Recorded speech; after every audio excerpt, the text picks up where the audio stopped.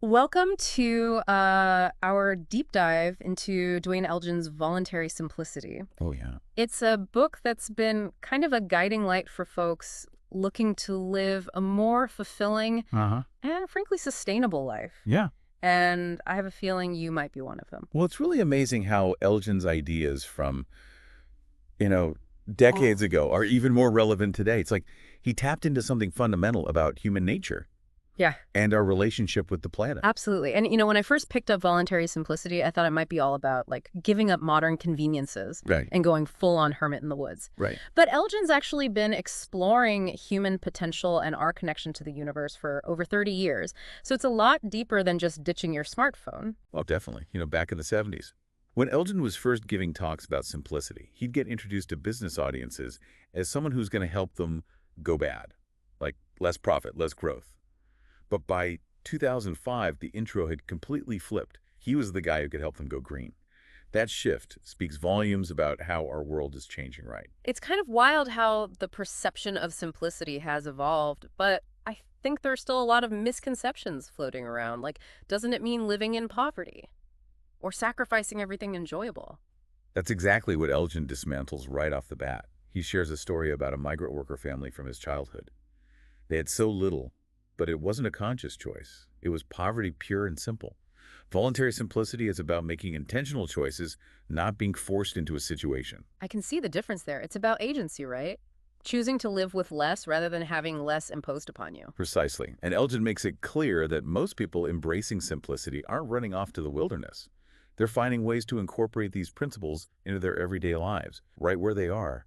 Okay, that makes me feel better. I'm definitely not ready to give up indoor plumbing. Yeah. But seriously, if it's not about deprivation, how does Elgin actually define voluntary simplicity? Think of it like a garden Yeah, with yeah. tons of different varieties of plants flourishing. He calls it the garden of simplicity, where each plant is a different expression of simpler living. You've got folks focusing on uncluttered simplicity, where it's all about paring back possessions. Others are drawn to ecological simplicity, living lightly on the planet. And then there's family simplicity, compassionate simplicity, Mm. soulful simplicity. Wow, so many ways to approach it. It sounds less like a strict rule book and more like finding what resonates with you. Mm. But why are so many people drawn to this way of life? What's the driving force behind this shift? Well, Elgin conducted a fascinating survey back in the 80s, asking folks why they were choosing simpler lives. It was interesting. A huge number of them were motivated by a longing for a more meaningful life, a better world for their kids, and a sense of personal empowerment. I can definitely relate to that. Feeling overwhelmed by the pace of life and the constant pressure to consume, like there's got to be a better way. Exactly. It's about stepping off that treadmill and saying, wait a minute, I'm in the driver's seat. It's about choosing a path that aligns with your values, not just going with the flow. And what's really remarkable is that there's no central leader for this movement. Right. It's millions of individuals quietly saying enough is enough and creating change from the ground up. That's powerful. It's like a silent revolution of sorts. But you mentioned something earlier, conscious simplicity. Mm. What's the distinction there? Isn't all simplicity about, well, having less? The key difference boils down to intention. Elgin uses a great example. Imagine two people biking to work. Mm. One is loving it, the exercise, the fresh air, the feeling of freedom. The other is doing it out of necessity, maybe because they can't afford a car. Same action, totally different experience. So one is choosing it, the other is having it thrust upon them. It's like the difference between going on a hike for fun and being lost in the woods. Precisely. Voluntary simplicity is about consciously choosing a simpler life, not having it forced on you. And to do that, you need self-awareness. Yeah. You have to understand what's truly important to you, what you want to let go of, and where you want to invest your energy. Okay, I'm starting to get this. It's like hitting pause on that autopilot mode and asking, where am I actually going and is this where I want to be? That's the essence of conscious living. Breaking free from automated patterns of thought and behavior. Those patterns that often lead us to overconsume, to get caught up in the rat race, to lose sight of what really matters. It's like waking up from a dream, right? And realizing you have the power to choose a different path. That's a great way to put it. And that choice, Mhm. that conscious shift is essential if we're going to create a truly sustainable future. It sounds pretty radical when you put it that way, but I have to admit I'm intrigued. And that's just the beginning. We haven't even touched upon the science behind why this whole less is more idea might actually be the key to happiness. Ooh, now that's something I want to hear more about. We all know the saying, money can't buy happiness, but is there actual evidence to back that up? There is, and that's where we'll pick up next time with a deep dive into the surprising science of happiness and how it relates to simpler living. Can't wait. Uh, Welcome back to our deep dive into Duane Elgin's Voluntary Simplicity. yeah. You know, last time we were talking about that aha moment of realizing you can actually choose a different path, a simpler life. But how does that actually play out in the real world? That's where things get really interesting. Yeah. Elgin doesn't just leave you hanging with these big ideas.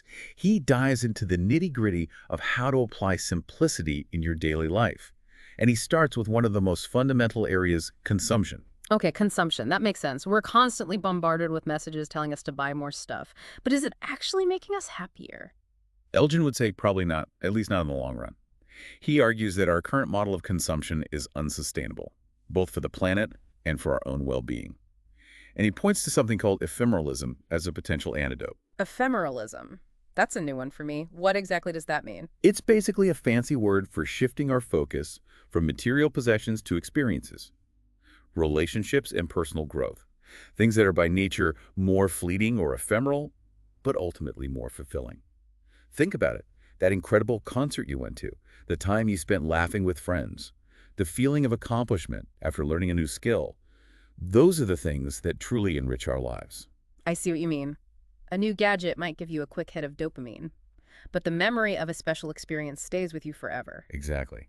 And ephemeralism isn't about denying ourselves pleasure or living like ascetics. It's about recognizing that true abundance often lies in those things that can't be bought or sold.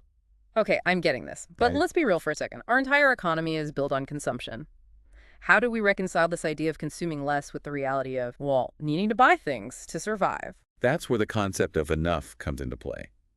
Elgin challenges us to define what enough means for us personally. Not what advertisers tell us we need.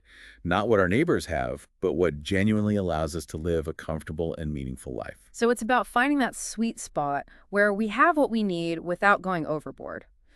But with so many tempting things out there, how do we resist those impulses to buy? Elgin offers some really practical tips. He encourages us to ask ourselves a few key questions before making any purchase. First, is this a need or a want? Okay, that's a classic one, but sometimes the lines get blurry, right? Like I need a new laptop because mine is ancient. But do I need the top of the line model? Exactly. It's about getting clear on what's truly essential for our well-being and what's driven by those external pressures we were talking about earlier, marketing, trends, keeping up appearances. So it's about peeling back those layers and getting to the heart of what we truly value. Right. And another question Elgin suggests asking is, does this purchase promote activity and self-reliance? Or does it foster dependence? That's an interesting one. What does that mean in practical terms? It's about considering whether a purchase empowers you to do more for yourself or makes you more reliant on external systems and products. Buying a bike might encourage you to get more exercise and reduce your reliance on cars. Investing in a good set of cooking knives might inspire you to prepare more meals at home. Ah, I see. It's about choosing things that enhance our lives and make us more capable, not things that create more dependencies. Precisely. Elgin also reminds us to ask, how tied am I to this purchase? Will it create more financial burdens or require a lot of maintenance? Because sometimes those things we think will make life easier actually end up complicating things. Oh, I can definitely relate to that. It's easy to get caught up in the excitement of a new purchase without considering the long-term implications. Absolutely. And finally, the most crucial question. What's the impact of this purchase on other people and the planet? Are the materials sustainably sourced? Were the workers treated ethically? This is where it goes beyond just our personal needs and desires, right? We're part of a larger ecosystem, and our choices have ripple effects. Exactly. It's about moving from a consumer mindset to a citizen mindset, recognizing our interconnectedness with all living things. This has been eye-opening. It's making me rethink my whole approach to shopping.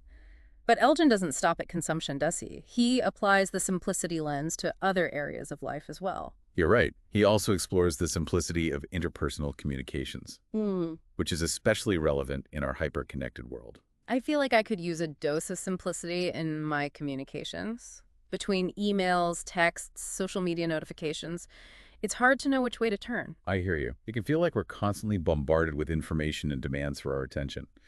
And Elgin argues that all this noise can actually hinder our ability to have truly meaningful connections. So what's the antidote? How do we bring more simplicity into our communications? Elgin suggests starting with honesty and authenticity. It's about speaking our truth even when it's uncomfortable and being genuine in our interactions, ditching those masks we often wear in social situations. Okay. I can see how that would create a more genuine connection, but it also sounds terrifying. What if people don't like the real me? That's a valid fear, and it's one that keeps a lot of us from truly showing up. But Elgin argues that the rewards of authenticity far outweigh the risks. When we're honest with ourselves and others, it creates a foundation for deeper, more fulfilling relationships. So it's about taking a leap of faith and trusting that the right people will connect with us for who we truly are. Exactly. And it's not just about what we say, it's also about how we say it. Elgin emphasizes choosing valuable conversations, those interactions that nourish our souls and contribute to something greater than ourselves. It's about being mindful of the energy we bring into our conversations and making choices that align with our values. So it's about saying no to those energy-draining interactions and prioritizing those that uplift and inspire us. Precisely. And sometimes the most powerful communication is actually silence. Elgin highlights the eloquence of silence, recognizing that it can be a space for deep listening, reflection, and connection. It's like that saying, speak only if it improves upon the silence. I'm definitely guilty of filling every quiet moment with chatter. I think most of us are. It's a cultural habit we've developed. But learning to embrace silence can be transformative, both in our personal relationships and in our own inner lives. Okay, I'm starting to see how this all ties together. We're simplifying our consumption, being more intentional with our communications. But what about work? For many of us, it's where we spend the majority of our waking hours. How does simplicity fit into that equation? That's where Elgin gets into the simplicity of work, which is all about aligning our livelihoods with our values and finding work that feels both meaningful and sustainable. And you're right, it's a huge part of the equation. So how do we find that sweet spot where our work isn't just a way to pay the bills, but actually feels like a contribution to something larger? Elgin suggests starting by asking ourselves some key questions. What are my unique gifts and talents? How can I use them to make a positive impact on the world? What kind of work would bring me a sense of purpose and fulfillment?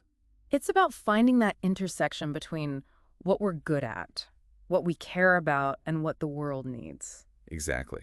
And it's not just about the type of work we do, but also about the environment in which we do it. Elgin is a big advocate for human-scale workplaces, where we feel valued, connected, and empowered to make decisions. It's about creating a work life that nourishes us, not drains us. Right. And it might involve shifting our priorities, redefining success, and maybe even taking some risks to pursue work that truly aligns with our values. Elgin highlights the growing number of people who are starting their own businesses, freelancing, or working remotely to create a more balanced and fulfilling work life. It's inspiring to see so many people taking ownership of their livelihoods and creating work that reflects their passions. But I think it's easy to feel overwhelmed by the enormity of it all. Like, where do I even begin to simplify my life? That's a feeling a lot of people have. But remember what we said earlier about small steps and the power of individual action.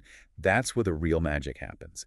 Elgin emphasizes that even the smallest changes can have a ripple effect. So don't get caught up in trying to do everything at once. Pick one area of your life that you're ready to simplify and start there. Okay, I like that. Break it down into manageable chunks. But what about those times when we slip up? Like, what if I have a moment of weakness and buy that thing I don't really need? Elgin reminds us that this isn't about perfection. It's about progress. There will be times when we fall back into old patterns, but the key is to notice those moments, learn from them, and keep moving forward. He encourages us to be kind to ourselves and to remember that every day is a new opportunity to make conscious choices. This has been such an insightful conversation. I'm feeling inspired to take action, but I also have a million questions swirling around in my head. What about you, dear listener? Are you feeling the same way? If you're feeling inspired, but also a little overwhelmed, that's perfectly normal. It's like standing at the beginning of a new path, full of possibilities, but also a bit daunting. That's where we'll pick up next time, with practical tips and strategies for turning inspiration into action. Welcome back to the final part of our deep dive into Duane Elgin's Voluntary Simplicity. Yep. We've been talking about all the ways a simpler life can be more fulfilling, but I think we've all had those moments where like, okay, this all sounds great, but how do I actually make it happen? Yeah, you're absolutely right. It's one thing to understand the concepts, Yeah. but it's another thing entirely to integrate them into your daily life.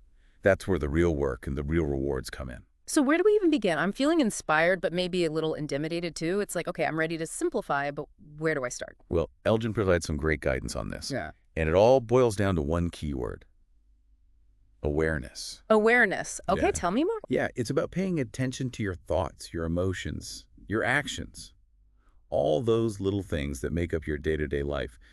Notice where there's clutter complexity or a disconnect from your values. It's like becoming a detective in your own life, looking for clues about where you might be able to simplify. So it's about taking a step back and noticing those patterns that we're often so caught up in that we don't even see them. Precisely. And once you start paying attention, you'll be amazed at what you discover. You might realize you're spending way more time on social media than you'd like, or that you have a closet full of clothes you never wear, or that you're constantly feeling stressed and overwhelmed by your commitments. That's when you know it's time for a change, right? Right. And the beautiful thing is simply becoming aware of these patterns is often enough to start shifting them. But what if awareness isn't enough? What if I know I need to make changes, but I'm still feeling stuck? Well, Elgin emphasizes that this isn't a one-size-fits-all process. It's about experimenting and finding what works for you. So don't be afraid to try different things, to step outside your comfort zone and see what resonates. I love that. It's like giving yourself permission to play and explore. Exactly. It's about rediscovering that sense of childlike wonder and curiosity, approaching this journey with a spirit of openness and experimentation. And remember, there's no right or wrong way to do this. What works for one person might not work for another. So it's about finding your own unique path to simpler living. Exactly. And that path might involve decluttering your home, simplifying your finances, eating more mindfully, spending more time in nature, cultivating meaningful relationships. The possibilities are endless. Okay, this is all starting to feel more doable, but I Yeah. think there's still a part of me that's worried about failing, you know? Like, what if I try to simplify and it just doesn't work for me? That's a common fear. And it's important to acknowledge it. But remember, this isn't about perfection. It's about progress. There will be times when you slip up, when you fall back into old patterns, when you feel like giving up. And that's okay. It's all part of the process. So it's about being kind to ourselves, knowing that we're all works in progress. Exactly. And Elgin reminds us that we don't have to do this alone. He emphasizes the importance of community, of connecting with like-minded folks who are also on this journey. That makes so much sense. It's like having a support system, people who understand what you're going through and can offer encouragement when you need it. Exactly. And there are so many ways to find your tribe, whether it's joining a local group, connecting with folks online, or simply starting conversations with friends and family members who might be interested in exploring simpler living. Because sometimes just talking about it can make a huge difference, right? It helps us to feel less alone, more connected, and more inspired to keep going. Absolutely. And when you find your people, don't be afraid to ask for help, to share your struggles, and to celebrate your successes. We're all in this together. Okay, I'm feeling more and more energized. But I have to ask, for those of us who are just starting out on this path, what are some simple, concrete things we can do to bring more simplicity into our lives? I love that you asked that. It's all about those small, doable steps that create a ripple effect. Here are a few ideas that Elgin suggests. In all ears? Pick one area of your life to focus on. Maybe it's your wardrobe, your eating habits, your spending, or your digital consumption. Start by noticing your patterns and then experiment with ways to simplify. You might be surprised at how much lighter you feel just by letting go of a few things that aren't serving you. It's like clearing out the cobwebs, making space for something new to emerge. Exactly. Another great practice is to declutter one small space in your home each week. It could be a drawer, a shelf, a corner of a room.